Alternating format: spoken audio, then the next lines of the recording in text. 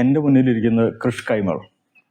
അദ്ദേഹത്തിൻ്റെ കഥ ഒരു അതിജീവനത്തിൻ്റെ കഥയാണ്. അതുകൊണ്ടാണ് നമ്മൾ മണി ആൻഡ് മൈൻഡ് സെറ്റിലെ ഇൻസ്പയറിങ് പേഴ്സണാലിറ്റി എന്നുള്ള രീതിയിൽ അദ്ദേഹത്തിനെ ഇൻട്രൊഡ്യൂസ് ചെയ്യുന്നത്. കഥ അദ്ദേഹം പറയട്ടെ. ഒരു രത്നചുരുക്കം പറയുകയാണെങ്കിൽ, ഒരു ചായക്കടയിലെ ജോലിക്കാരിൽ നിന്ന് ലോകമറിയുന്ന ഒരു ഛായാഗ്രാഹകനായി വളർന്നു, സംവിധായകനായി, ഗ്രന്ഥകർത്താവായി. ആ ഒരു കഥ നമുക്ക് കേൾക്കാം അദ്ദേഹത്തിൽ നിന്ന്. നമസ്കാരം. നമ്മൾ ഒരുപാട് കാലത്തെ പരിചയമുണ്ട്.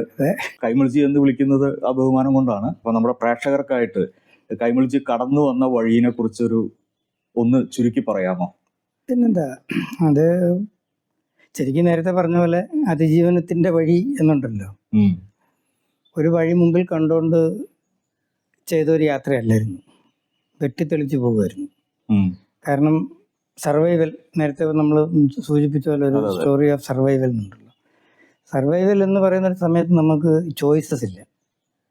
കണ്ടുപിടിച്ചേ പറ്റുള്ളൂ, ഞാൻ ഇങ്ങനെ ഇരിക്കുള്ളൂ, അല്ലെങ്കിൽ എനിക്കിതാകണം. അങ്ങനെയുള്ള ആഗ്രഹങ്ങളില്ലാഞ്ഞിട്ടല്ല, പക്ഷേ ചോയ്സ് ഇല്ലായിരുന്നു. അപ്പോൾ അതിൻ്റെ ഭാഗങ്ങളായിട്ടാണ് ഈ പറഞ്ഞ പോലെ ഇപ്പോൾ ഒരു ചായക്കടയിൽ നിൽക്കുകയോ അല്ലെന്നുണ്ടെങ്കിൽ ഒരു വർക്ക്ഷോപ്പിൽ അല്ലെങ്കിൽ ഒരു ലെയ്ത്തിൽ ചുവരെഴുത്ത്, ഇതൊക്കെ അതിജീവനത്തിൻ്റെ ഭാഗമായിരുന്നു. അപ്പോൾ അല്ല അതുകൊണ്ട് ഇങ്ങനെയായി, അത് വന്നുകൊണ്ട് ഇങ്ങനെ, അങ്ങനെ ഒരു സംഭവമില്ല.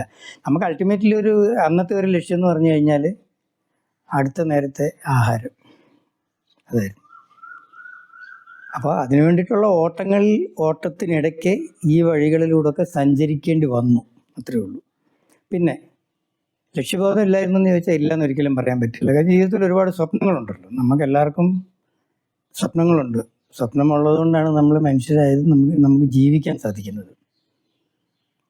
ശരിക്കും പറഞ്ഞു കഴിഞ്ഞാൽ ബാല്യകാലം എന്ന് പറയുന്നത് വളരെയധികം കഷ്ടപ്പാടുകളിൽ പോയിട്ടുള്ളൊരു, അതൊരു സോഷ്യൽ ബാക്ക്ഗ്രൗണ്ട് ഉണ്ട്. അതിന് ഡീറ്റെയിൽ ആയിട്ട് പോകാൻ പറഞ്ഞു കഴിഞ്ഞാൽ നമ്മുടെ ഈ ഭൂനിയമം ആ സമയത്ത് കാര്യങ്ങളൊക്കെ, സ്വത്തുകളൊക്കെ നഷ്ടപ്പെട്ട ഒരു ജന്മി കുടുംബം വഴിമുട്ടി നിൽക്കുന്ന സ്ഥലത്ത് എത്തിപ്പെട്ടതാണ് ഈ മദ്രാസ് എന്ന് പറയുന്നൊരു മഹാനഗരം. അപ്പോൾ ജീവിതത്തിൽ മദ്രാസ് മഹാനഗരത്തിൽ എത്തിപ്പെട്ട 1000 പേരിൽ ഒരാളായിരുന്നു ഞാനും. ആഹാരത്തിന് വേണ്ടിയുള്ള ഓട്ടം. അപ്പോൾ അന്ന് ആഹാരത്തിന് വേണ്ടി ഓടുമ്പോൾ എന്ത് ജോലി കിട്ടിക്കഴിഞ്ഞാലും നമ്മൾ ചെയ്യും, അല്ലാണ്ട് ഞാൻ ഇന്ന ജോലി ചെയ്യുള്ളൂ എന്ന് തീരുമാനിക്കാൻ പറ്റുമല്ലോ. അങ്ങനെ തീരുമാനിച്ചാൽ പട്ടിണി കിടക്കും.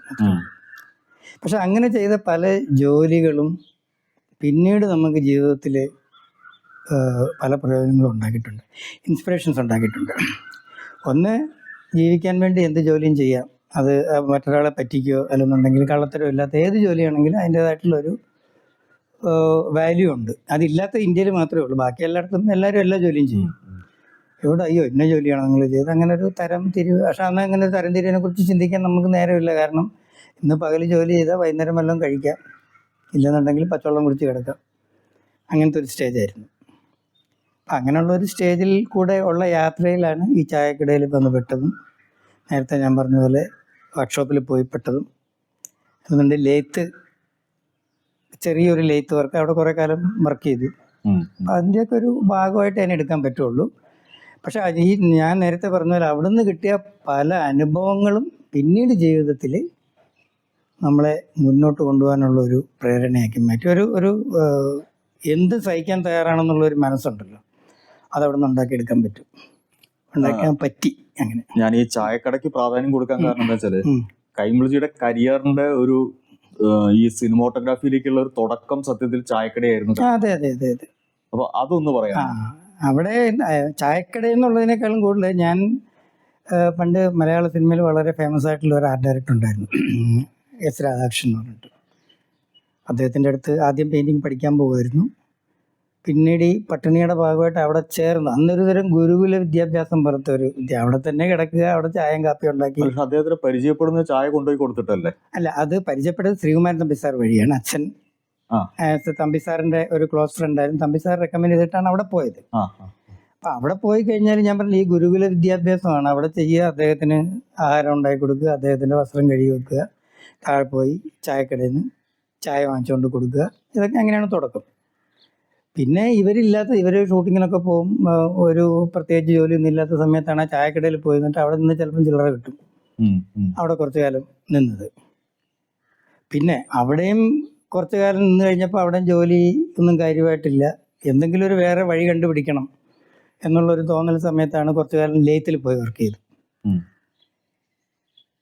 അവിടെയും ജീവിതത്തിൽ മുമ്പോട്ട് പോകാനുള്ള ഒരു കാര്യമില്ല. കാരണം അന്ന് സത്യം പറഞ്ഞാൽ 2 രൂപയാണ് ശമ്പളം. രാവിലെ 6 മണിക്ക് ലേത്തിൽ കയറിയാൽ വൈകുന്നേരം 6 മണിക്ക് ഇറങ്ങുമ്പോൾ 2 രൂപ കയറ്റിരും. ഈ 2 രൂപയിൽ ഉച്ചയ്ക്ക് ഊണിന് 1 രൂപ ചിലവാകും. ബാക്കി 1 രൂപയാണ് അന്നത്തെ സാലറി നമ്മുടെ കയ്യിൽ ബാക്കി നിൽക്കുന്നത്. ഇത് ഞാൻ പറയുന്നത് 10-40 വർഷം മുമ്പുള്ള കാര്യമാണ്. ആ 1 രൂപ എന്ന് പറഞ്ഞു കഴിഞ്ഞാൽ അന്ന് ഒരു ഇഡ്ഡലിക്ക് 10 പൈസയേ ഉള്ളൂ. ആ 1 രൂപയ്ക്ക് ഒരുപാട് വാല്യൂ ഉണ്ടായിരുന്നു. അങ്ങനെ ഈ സമ്പാദിക്കുന്ന 1 രൂപയും 50 പൈസയൊക്കെ വെച്ചിട്ടാണ് മാസം ആകുമ്പം വീട്ടിലേക്ക് അയച്ചു കൊടുക്കും. വീട്ടിൽ ഇത് നോക്കിയിരിക്കുന്ന ഒരു കുടുംബം ഉണ്ടായിരുന്നു. ഞാനൊരു കുടുംബത്തിലെ മൂത്ത മകനാണ്. സാഹചര്യങ്ങൾ കാരണം കുടുംബം നോക്കേണ്ട ചുമതല അന്ന് എൻ്റെ തലയിലായിരുന്നു. അത് അച്ഛൻ്റെ തലയിലായിരുന്നില്ല. അച്ഛൻ്റെ തല അച്ഛൻ നമ്മുടെ തലയിലാക്കി വെച്ചത് ബൈ ഡിഫോൾട്ട് അങ്ങനെ. അപ്പം ഇതങ്ങോട്ട് അയച്ചു കൊടുക്കുക എന്നുള്ള ലക്ഷ്യമാണ് അന്നത്തേത്. ഇതിനിടയ്ക്ക് വേറെ എന്തൊക്കെ ചെറിയ ജോലികൾ ചെയ്യാൻ പറ്റുമോ അതൊക്കെ ചെയ്യും. കാരണം അവിടെ നിന്ന് 1 രൂപ കിട്ടി, 2 രൂപ കിട്ടി, 5 രൂപ കിട്ടി. അതൊക്കെ കൂടെ ചേർത്ത് വെച്ചിട്ടായിരിക്കും ഒരു 50 രൂപ ഉണ്ടാക്കിയിട്ട് മാസം നമ്മൾ വീട്ടിലേക്ക് അയച്ചു കൊടുക്കുന്നത്. അന്നതായിരുന്നു ഏറ്റവും വലിയ ലക്ഷ്യം. അവിടെ നിന്ന് കുറേശ്ശെ പഠിച്ചു. ഈ ആർട്ട് വർക്കുകൾ, ചായ ഉണ്ടാക്കി കൊടുക്കുന്ന കൂട്ടത്തിൽ, ബാക്കി സമയത്ത് പുള്ളിയുടെ പെയിൻറ്റ് ബ്രഷും കഴുകി വെക്കുന്ന കൂട്ടത്തിൽ കുറച്ച് അക്ഷരങ്ങളൊക്കെ എഴുതാൻ പഠിച്ചു.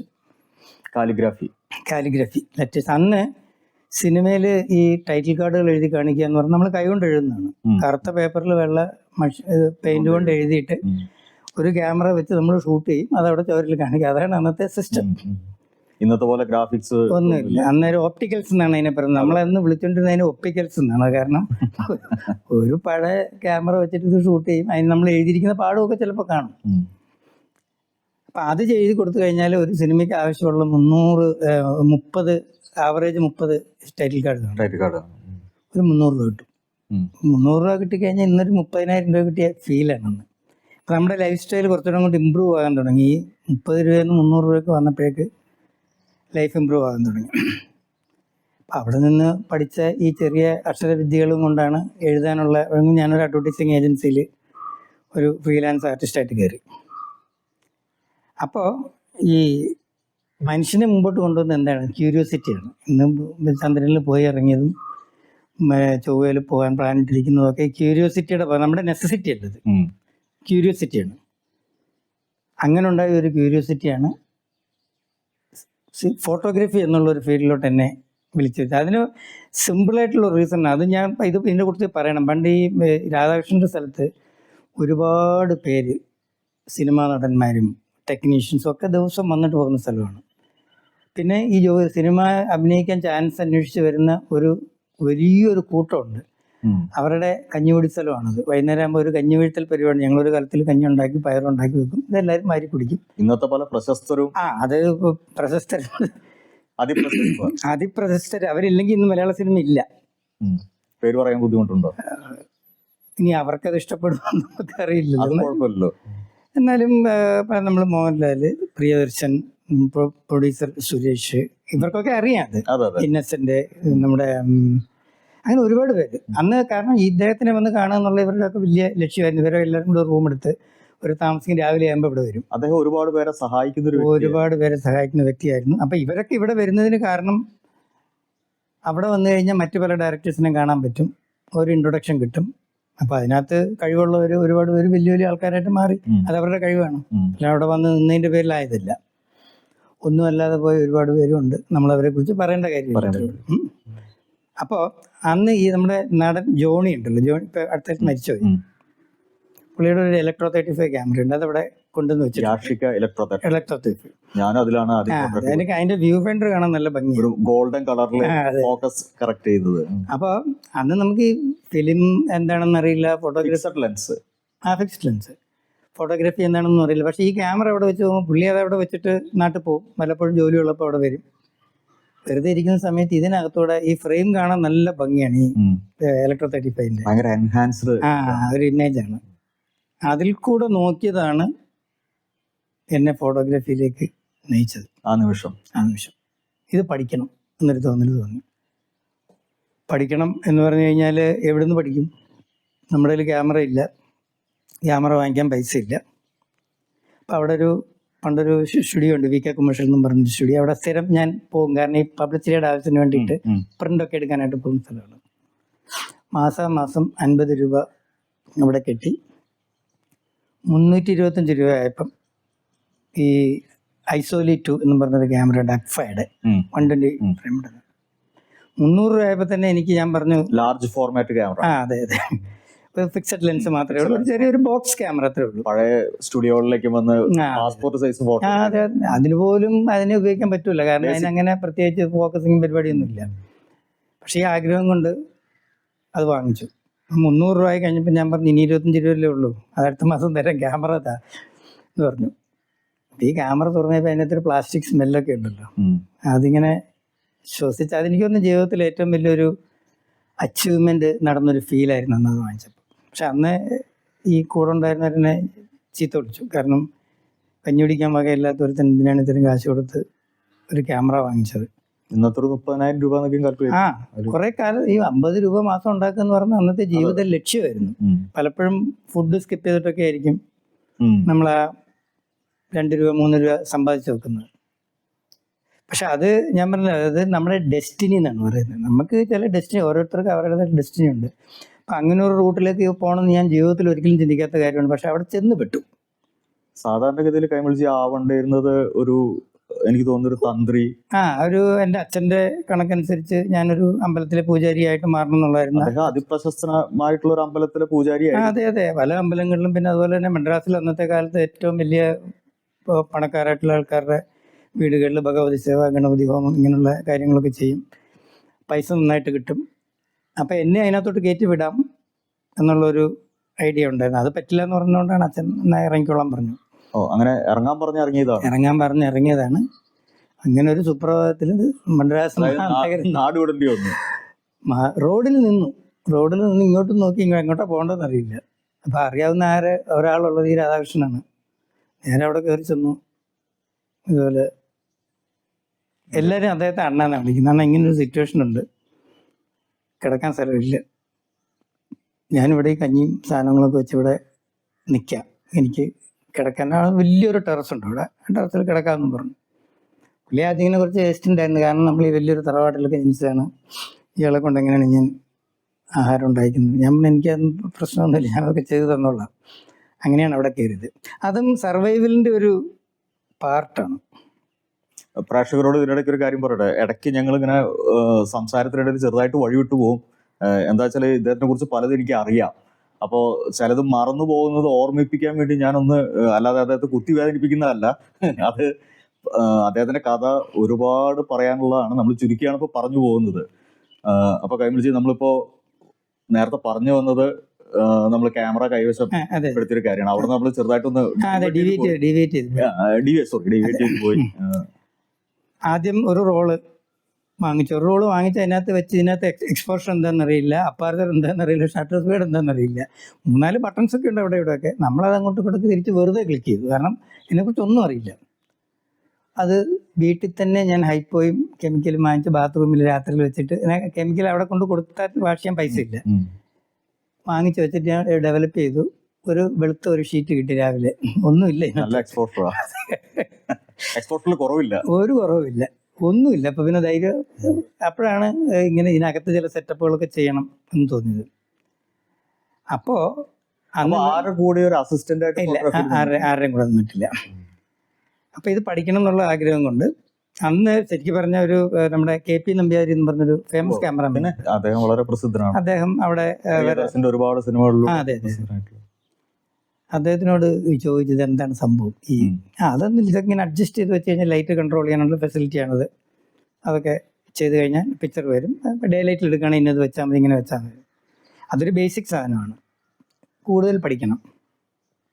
അന്ന് മദ്രാസിൽ അവിടെ ദേവി തിയേറ്റർ എന്ന് പറഞ്ഞ തിയേറ്റർ ഉണ്ട്, മൗണ്ട് റോഡിൽ, പോസ്റ്റ് ഓഫീസിൻ്റെ മുമ്പിൽ. പഴയ പുസ്തകങ്ങൾ വെച്ച് വിൽക്കും, 1 രൂപ 2 രൂപ ബുക്കുകൾ. അതിനകത്ത് ഫോട്ടോഗ്രാഫി ബുക്കുകളും ഒരുപാടുണ്ട്. അന്ന് വായിരുന്ന ഒരു വലിയൊരു ഫേമസ് ആയിട്ടുള്ള ഒരു ബുക്കാണ് ബെറ്റർ ഫോട്ടോഗ്രാഫി എന്ന് പറയുന്നത്. എനിക്ക് തോന്നുന്നു ഇന്ത്യയിൽ കിട്ടാവുന്ന ഏറ്റവും ബെസ്റ്റ് ആയിട്ടുള്ള ഫോട്ടോഗ്രാഫി. അത് പബ്ലിഷ് ചെയ്തിരുന്നത് മലേഷ്യ സിംഗപ്പൂരിൽ നിന്നിട്ടാണ് പബ്ലിഷ് ചെയ്തിരുന്നത്. നല്ല ക്വാളിറ്റി പേപ്പറാണ്. ആ അതിന്റെ അതിനകത്തുള്ള പ്രിന്റിംഗ് ക്വാളിറ്റി ക്വാളിറ്റി ഭയങ്കര. അതൊരു വേദപുസ്തകം പോലെയാണ്. അതായത് ഫോട്ടോഗ്രാഫി പഠിക്കണമെന്നുണ്ടെങ്കിൽ ആ ഒരു ബുക്ക് മാത്രമേ ഉള്ളൂ. ഫോട്ടോഗ്രാഫി ഒന്ന് പഠിക്കാൻ എനിക്ക് തോന്നുന്നു ഒന്ന് ബെറ്റർ ഫോട്ടോഗ്രാഫി, പിന്നെ കൊഡാക് ബുക്ക് ഓഫ് ഫോട്ടോഗ്രാഫി. അതെ അതെ ഉണ്ട്. പക്ഷെ അതാണ് ബൈബിള്. അതൊന്ന് അവിടെ വരെ റീച്ച് ആയിട്ടില്ല. അത് ബൈബിള്. അതുപോലെ തന്നെ ഒരു അമേരിക്കൻ ഫോട്ടോഗ്രാഫർ എന്ന് പറഞ്ഞിട്ട് സിനിമോഗ്രാഫി. അത് സിനിമോഗ്രാഫി. അപ്പൊ ഇത് പോകുമ്പോ അവിടെ പഴയ ബുക്കുകൾ അതിനകത്ത് ഓപ്പൺ ചെയ്ത് നോക്കിയാൽ പല സ്ഥലത്തും കട്ട് ചെയ്ത് പോയി ഫോട്ടോസ് ഒക്കെ കട്ട് ചെയ്തിട്ടുണ്ടാവും. നല്ല ഫോട്ടോസ്. എനിക്ക് അനുഭവമുണ്ട്. കുറെ പേജുകൾ കാണും. ഇത് 50 പൈസക്ക് 1 രൂപയ്ക്ക് കിട്ടും. ഇത് വാങ്ങിച്ചോണ്ട് വന്നിട്ട് ഇതിനകത്തോട് നോക്കി, അന്ന് ഇംഗ്ലീഷ് നമുക്കറിയില്ല, ഒരു വർഷം അതിനകത്തുള്ള അത്യാവശ്യം 1-2 വാക്കുകളൊക്കെ അങ്ങോട്ടും ഇങ്ങോട്ടും നോക്കും. ഫോട്ടോഗ്രാഫിയിൽ ഈ അപ്പാർച്ചർ എന്താണ്, ഷട്ടർ സ്പീഡ് എന്താണ്, കുറച്ച് പഠിച്ച് ഇങ്ങനെ ഒരു 3-4 റോൾ എടുത്തു കഴിഞ്ഞപ്പോൾ അവിടെ ഇവിടെയൊക്കെ സാധനങ്ങൾ പതിയാൻ തുടങ്ങി. ചില നിഴൽ പോലൊക്കെ കിട്ടാൻ തുടങ്ങി. അങ്ങനെയാണ് ആ ഒരു ക്യൂരിയോസിറ്റിയാണ് നമ്മളങ്ങനെ കുറച്ച് ഒരു 10-15 റോളൊക്കെ എടുത്തു കഴിഞ്ഞപ്പോഴേക്ക് ഇന്നത് വെച്ചാൽ ഇന്നത് കിട്ടും എന്നുള്ളൊരു തോന്നൽ വന്നു. അപ്പോൾ ആ സമയത്ത് ഞാനൊരു അഡ്വർടൈസിങ് ഏജൻസിയിൽ ഫ്രീലാൻസറായിട്ട് വർക്ക് ചെയ്യുന്നു. കാലിഗ്രഫിയാണ് മെയിനായിട്ട്. അവിടെ ഞാനൊരു കാര്യം ബ്രേക്ക് ചെയ്ത് പറയട്ടെ. കാരണം ഈ ബെറ്റർ ഫോട്ടോഗ്രാഫി 50 പൈസയ്ക്കും 1 രൂപയ്ക്കൊക്കെ സ്ട്രീറ്റിൽ നിന്ന് വാങ്ങി ഫോട്ടോഗ്രാഫി പഠിച്ച ഇദ്ദേഹം പിന്നീട് ബെറ്റർ ഫോട്ടോഗ്രാഫിയിൽ അദ്ദേഹത്തിന്റെ മുഖചിത്രത്തോട് കൂടിയിട്ട് ഒരു ലക്കം ബെറ്റർ ഫോട്ടോഗ്രാഫി ഇറങ്ങി. അതൊരു അച്ചീവ്മെന്റ് ആണ്. അതിന് ഹാറ്റ്സ് ഓഫ് യു. അതെ, അതെന്ന് പറഞ്ഞാൽ ഒരുപാട് കാലത്തിന് ശേഷം, എനിക്കത് 10-15 വർഷങ്ങൾക്ക് ശേഷമാണ് ബെറ്റർ ഫോട്ടോഗ്രാഫിയുടെ കറസ്പോണ്ടന്റ് മദ്രാസിൽ വന്നിട്ട് ഞങ്ങൾ 3 പേരെ ഇന്റർവ്യൂ ചെയ്തായിരുന്നു. ഞാനും അന്നത്തെ ടോപ്പ് ശരത് ഹക്സർ എന്നും പറഞ്ഞൊരു ഫോട്ടോഗ്രാഫർ ഉണ്ട്, പിന്നെ വെങ്കട്ടാണെന്നല്ല, 3 പേര്. 3 പേരെ എടുത്തു. ആ പേജിൽ സൗത്ത് ഇന്ത്യൻ ഫോട്ടോഗ്രാഫിസിനെ കുറിച്ച് ഉള്ളൊരു ഇതുപോലെയാണ് അവർ ചെയ്തിരുന്നത്, ലക്കം. അപ്പോൾ 3 മാസം കഴിഞ്ഞ് ഒരു ദിവസം കടയിൽ ഹിഗിൻ ബോത്തംസിൽ എവിടെ കടയിൽ ചെല്ലുമ്പോൾ അവിടെ ഇരിപ്പുണ്ട് ഈ ബുക്ക്. എൻ്റെ ഞാൻ എടുത്ത ഒരു ഫോട്ടോ കവർ പേജോട് കൂട്ടിയിട്ട് ഡെസ്റ്റിനീസ് ചൈൽഡ് എന്നാണ് അതിൻ്റെ ഹെഡിങ് ഉണ്ടായിരുന്നത്. എന്നെക്കുറിച്ച് 6 പേജ് ഇൻ്റർവ്യൂ അതിനകത്തുണ്ടായിരുന്നു. ഞാൻ എടുത്ത കുറേ ചിത്രങ്ങളും എൻ്റെ എക്സ്പീരിയൻസ് ഫോട്ടോഗ്രാഫിയിൽ. അപ്പം അന്നൊരു നമുക്കൊരു സന്തോഷം തോന്നിയ ദിവസമാണ്. കാരണം ജീവിതത്തിൽ എന്തെങ്കിലുമൊക്കെ അച്ചീവ് ചെയ്തു എന്നുള്ള തോന്നലല്ല, എവിടെയൊക്കെ എത്തിപ്പെട്ടു, അറ്റ്ലീസ്റ്റ് ഒരു 4 പേരെങ്കിലും നമ്മളെ മനസ്സിലാക്കി. പക്ഷെ അവിടെ വരെ എത്താനുള്ള ട്രാവലിംഗ് ഭയങ്കര. എനിക്ക് തോന്നുന്നു 2004 സത്യം പറഞ്ഞാൽ അതിന്റെ കോപ്പി എൻ്റെ ഇല്ല. പലരും എന്നോട് ചോദിക്കും, ഇത്രയും വലിയൊരു ഇത് ചെയ്തിട്ട് നിങ്ങൾ അതിന്റെ ഒരു കോപ്പി എന്താണ് എടുത്തു വെക്കാതിരുന്നത്? ബെറ്റർ ഫോട്ടോഗ്രാഫി ഞാൻ കളക്ട് ചെയ്തിട്ട് എന്റെ വൈറ്റിലെ വീട്ടിൽ ഞാൻ മുകളിൽ വെച്ചിട്ടുണ്ട്. അത് കേടായിട്ടില്ലെങ്കിൽ ചിലപ്പം കാണും. അപ്പോൾ അത് വലിയൊരു അച്ചീവ്മെന്റ് ആയിരുന്നു. പിന്നെ നമ്മൾ ഈ ഫോട്ടോഗ്രാഫി പഠിക്കാനുള്ള ആഗ്രഹം കൊണ്ട് ഇതുപോലെ ബുക്കുകൾ വാങ്ങിച്ചു വെച്ചിട്ടും പിന്നീട് കുറേശ്ശെ ഈ ഇല്ല, ഇനി നമുക്ക് തിരിച്ച് മറ്റേ കഥയിലേക്ക് പോവാം. ഒന്ന് ബ്രേക്ക് ചെയ്യാം. കഥ തുടരാണ്. കൈമൾ ചെങ്ങനെ അക്ഫ ക്യാമറ 120 ലാർജ് ഫോർമാറ്റ് കൈവശപ്പെടുത്തി. 325 ഈ ലാർജ് ഫോർമാറ്റ് സ്മോൾ ഫോർമാറ്റ് എന്ന് പോലും നമുക്കന്ന് അറിയില്ല. ഫിലിം ഇടാൻ പറ്റുന്ന ഒരു ക്യാമറ അത്രേ ഉണ്ടായിരുന്നു. പിന്നെ പക്ഷെ എന്താ പറയുക, അതെനിക്കൊരു ഒബ്സഷനായി. ഈ ക്യാമറ ഫോട്ടോഗ്രാഫി പഠിക്കണം, ക്യാമറ പഠിക്കുക എന്നല്ല പറയുന്നത്, ഫോട്ടോഗ്രാഫി പഠിക്കുക എന്നുള്ള വലിയൊരു ഒബ്സഷനായിട്ട് മാറി. അതിന് കിട്ടാൻ വേണ്ടിയിട്ട് എവിടെയൊക്കെ ബുക്ക് കിട്ടുമോ അതൊക്കെ പോയി വായിക്കുക, പിന്നെ ഫോട്ടോ എടുക്കുക. അന്ന് എന്താണ് ഫോട്ടോ എടുക്കുന്നത്, വല്ല ഫ്രണ്ട്സിൻ്റെ ഫോട്ടോ ക്ലോസപ്പ് ഇവൻ്റോട് അടുത്ത് കൊണ്ടുവന്ന് നിർത്തിയിട്ട് ഫോട്ടോ എടുക്കും. ഇതൊക്കെ ഇങ്ങനെ സൂക്ഷിച്ച് വെക്കും.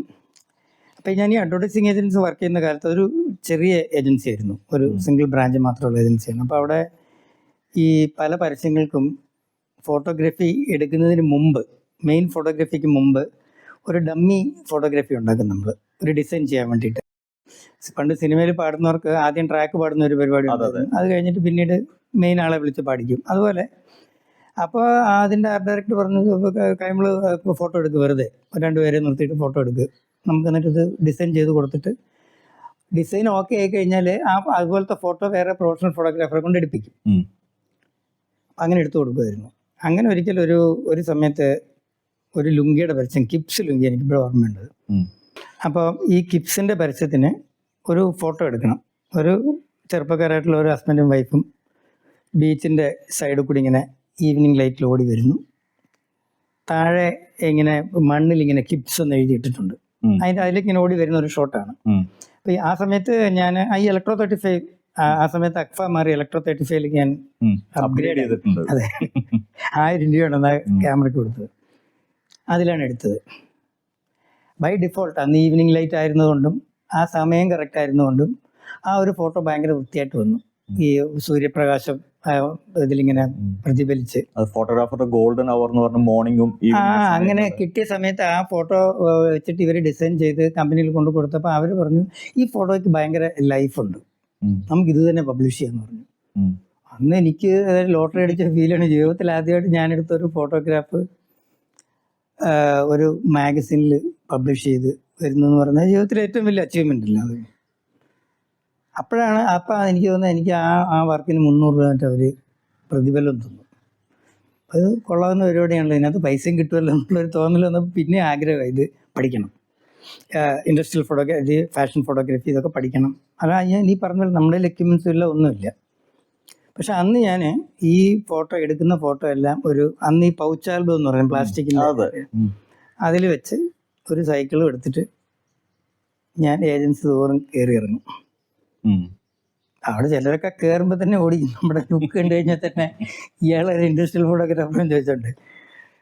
അങ്ങനെ ചിലർ റെക്കമെൻഡേഷൻ വഴിയൊക്കെ ചിലത് കയറും. ഈ ആൽബമൊക്കെ ഇങ്ങനെ എടുത്ത് നോക്കട്ടെ. പക്ഷേ ഇത് ചില ഫോട്ടോയൊക്കെ കൊള്ളാം, തനിക്ക് കോമ്പോസിഷനൊക്കെ അറിയാം, കുറച്ചുകൂടി പഠിക്കാനുണ്ട്. അല്ല ഏതാണ് എക്യുപ്മെന്റ് എന്ന് ചോദിക്കും. അവിടെ തീർന്നു. ഇലക്ട്രോ 35 വെച്ചിട്ടുണ്ട്. അപ്പം അന്ന് ഈ ഹാസൽബ്ലാഡ്, പിന്നെ ബ്രോണിക്ക, പിന്നെ മാമിയ RB, പിന്നെ ഈ സിങ്ക്രണൈസ്ഡ് ലൈറ്റിംഗ്, അതൊക്കെയുള്ള വലിയ ഫോട്ടോഗ്രാഫേഴ്സ് ഓൾറെഡി അവിടെ ഉണ്ട്. അതിനിടയ്ക്ക് നമ്മൾ ഈ കഷ്ടത്തിൽ ആൽബം വെച്ചിട്ടുണ്ടെങ്കിൽ എനിക്ക് ഇത് സർവൈവലിൻ്റെ ഒരു പാർട്ടാണ്. എനിക്കിത് പഠിച്ചേ പറ്റുള്ളൂ, ഇതിനകത്ത് പൈസ കിട്ടുമെന്ന് തോന്നിയപ്പോൾ അത് പഠിച്ച് അതിനകത്ത് പൈസ ഉണ്ടാക്കണം. പക്ഷെ അതിനകത്ത് ഇറങ്ങാനും പൈസ വേണം, അത് കയ്യിലില്ല.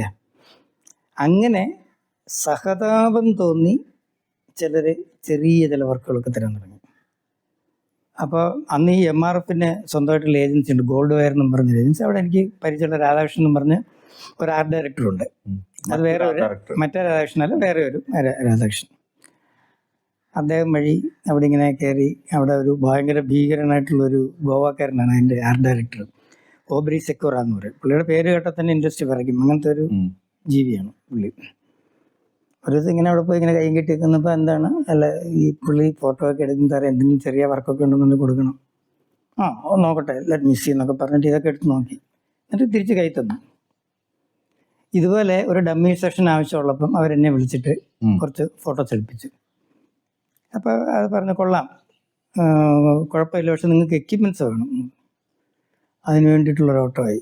അപ്പോൾ അന്ന് ഈ മാമിയ C330 ക്യാമറ വേണം, അത് കയ്യിലില്ല. അതുണ്ടെങ്കിലേ എടുക്കാൻ പറ്റുള്ളൂ, 120 ഫോർമാറ്റിൽ തന്നെ വേണം. അന്ന് ലാർജ് ഫോർമാറ്റ് എനിക്ക് തോന്നുന്നു ട്രാൻസ്പെറൻസി ആയിരുന്നു കൂടുതൽ വർക്ക് ചെയ്തിരുന്നത്. അതെ. പക്ഷെ അന്ന് മാമിയ ഇല്ലാത്തതിൻ്റെ കാരണം യാഷികയുടെ തന്നെ വേറൊരു 120 ക്യാമറ ഉണ്ട്, അറിയാം, ഒരു ട്വിൻ ലെൻസ് ഉള്ളത്. അത് പ്രേക്ഷകരോട് വീണ്ടും ഇടപെടുകയാണ്. ഇന്നത്തെ ഡിജിറ്റൽ ക്യാമറകളെ കുറിച്ചിട്ടൊന്നല്ല ഞങ്ങൾ സംസാരിക്കുന്നത്. ശരിക്കും പറഞ്ഞാൽ നിങ്ങൾ ചിലപ്പോൾ ചില മ്യൂസിയത്തിലൊക്കെ പോയേ കാണാവുന്ന ക്യാമറകളാണ്. ഇപ്പോ അവിടേക്കൊക്കെ ആയി മാറിയത്. ഈ ക്യാമറകളെല്ലാം ഫിലിം ഉപയോഗിക്കുന്ന ക്യാമറകളാണ്. ഓക്കെ, അപ്പൊ ഈ നിങ്ങളിപ്പോ നോക്കിയാൽ ചിലപ്പോൾ ഇതൊന്നും വാങ്ങിക്കാൻ കിട്ടില്ല, മ്യൂസിയത്തിൽ കാണാം, അത്രേ ഉള്ളൂ, മ്യൂസിയത്തിൽ കാണാം. അപ്പൊ ഇത് വാങ്ങിക്കണം. ഇതിന് 2500-3000 രൂപ സെക്കൻഡ് ഹാൻഡ് പഴയ സാധനങ്ങളാണ് ഞാൻ നോക്കുന്നത്. 120 എടുത്തു കൊടുത്താൽ എനിക്ക് ആ വർക്ക് കിട്ടും. അപ്പോൾ വൈകുന്നേരം ആയപ്പോൾ നമുക്ക് മെക്കാനിക്കുകൾ ഒരുപാട്, ഞാൻ ഈ വർക്ക്ഷോപ്പിൽ പരിചയമുള്ളതുകൊണ്ടേ ഇത് ചടാക്ക് പിടിച്ചൊരു പഴയ SD ഉണ്ടായിരുന്നു എൻ്റെ കയ്യിൽ, ജാവ. അതുകൊണ്ട് 2000 രൂപയ്ക്ക് ഇട്ടു. ആ 2000 രൂപ കൊടുത്തിട്ട് ഞാൻ ഈ ക്യാമറ വാങ്ങിച്ചു, 120 ക്യാമറ. എന്നിട്ട് ഒരു സ്റ്റുഡിയോയിൽ പോയിട്ട് ഇത് എങ്ങനെയാണ് ലോഡ് ചെയ്യുന്നതെന്ന് ചോദിച്ചു. 120 ക്യാമറ അന്ന് ഈ ക്യാമറ ലോഡ് ചെയ്ത് പരിചയമില്ല. അത് ചെയ്ത് ഈ ഫോട്ടോ എടുത്തിട്ട് കൊടുത്തു. എനിക്കിപ്പോൾ എൻഫീൽഡിൻ്റെ അന്ന് എൻഫീൽഡ് ജനറേറ്റർ, ഈ പോർട്ടബിൾ ജനറേറ്റർ ഉണ്ടായിരുന്നു, അതിന് വേണ്ടിയിട്ട് പരസ്യം ഒരു മെഴുകുതിരി വെച്ച് ഒരാളിങ്ങനെ തീ കത്തിക്കുന്ന ഒരു ഷോട്ടായിരുന്നു. ആ ലൈറ്റിൻ്റെ പ്രകാശത്തിൽ മാത്രം എക്സ്പോസ് ആയതുപോലെ ഇരിക്കണം കണ്ടാൽ. അന്ന് ആ ലൈറ്റിൽ എക്സ്പോസ് ആവില്ല, കാരണം 100 ഡേയ്സ് ഫിലിമാണ്. ഞാനൊരു ഇതുപോലത്തെ സാധാരണ ബൾബ് വാങ്ങിച്ച് അതിൻ്റെ മുകളിൽ ഒരു പേപ്പറൊക്കെ ഇങ്ങനെ ഡൂം ഉണ്ടാക്കി അതിങ്ങനെ കയ്യിലൊക്കെ അടിച്ചെടുത്ത് കൊടുത്തു. അത് അപ്രൂവ് ആയി. പിറ്റേ ദിവസം ഒരാഴ്ച കഴിഞ്ഞ് ഹിന്ദു പേപ്പറിൽ ഹാഫ് പേജിൽ പരസ്യം വരികയാണ്, എൻഫീൽഡ് ജനറേറ്റർ എന്ന് പറഞ്ഞ ഈ ഫോട്ടോ. അന്നും ഈ പറഞ്ഞ പോലെ ഞാൻ ആകാശം മുട്ടി സന്തോഷം കൊണ്ട് 500 രൂപ തന്നു. ഇവിടെ ഞാൻ വീണ്ടും ഇടപെടുകയാണ്. അന്ന് 2000 രൂപയ്ക്ക് വേണ്ടി ജാവ വിറ്റ് ഇദ്ദേഹത്തിന്റെ കയ്യിൽ ഇപ്പോൾ 5ഓളം ആഡംബര ബൈക്കുകളുണ്ട്. ഹാർലി ഡേവിഡ്സൺ ഇന്ത്യയിൽ വന്നപ്പോൾ ഒരു ദിവസം ഞങ്ങളൊരു ഷൂട്ടിനിടയിലായിരുന്നു, ചെന്നൈയിൽ അല്ലേ, നമ്മളൊരു ഷൂട്ടിന്റെ ഇടയിൽ ആളിങ്ങനെ ഈ ഇപ്പൊ ഈ ഐഫോണൊക്കെ പുതിയ മോഡൽ വരുമ്പോൾ ഇങ്ങനെ കൈ വറക്കും ചിലവരുടെ, അത് വാങ്ങിയില്ലെങ്കിൽ അതെ പ്രശ്നമാണെന്നുള്ളത്. അങ്ങനെ നേരെ പോയി ഇമ്പോർട്ട് ചെയ്ത ഹാർലി ഡേവിഡ്സൺ ആ പെട്ടി പൊളിക്കുന്നത് ഇദ്ദേഹത്തിന് മുമ്പിലാണ്. അങ്ങനെ ഫസ്റ്റ് ഹാർലി ഡേവിഡ്സൺ അദ്ദേഹം കരസ്ഥമാക്കിയിട്ടുണ്ട്. പിന്നെ അവിടെ നിന്ന് ഇങ്ങനെ കുറെ വണ്ടികൾ ഞാൻ കണ്ടിട്ടുണ്ട്, ആഡംബര വണ്ടികൾ. എനിക്കിതിൽ കൂടുതലൊന്നും പേരൊന്നും അറിയില്ല, അത് അദ്ദേഹം തന്നെ പറയുന്നതായിരിക്കും നല്ല. ഏതൊക്കെ ഉണ്ട്? എനിക്ക് നിഞ്ച ഉണ്ടായിരുന്നു, നിഞ്ചി ഉണ്ട്, പിന്നെ ഇന്റർസെപ്റ്റർ ഉണ്ട്, ഇന്റർസെപ്റ്റർ ഉണ്ട്, പിന്നെ അക്വില ഉണ്ടായിരുന്നു. അങ്ങനെ കുറെ.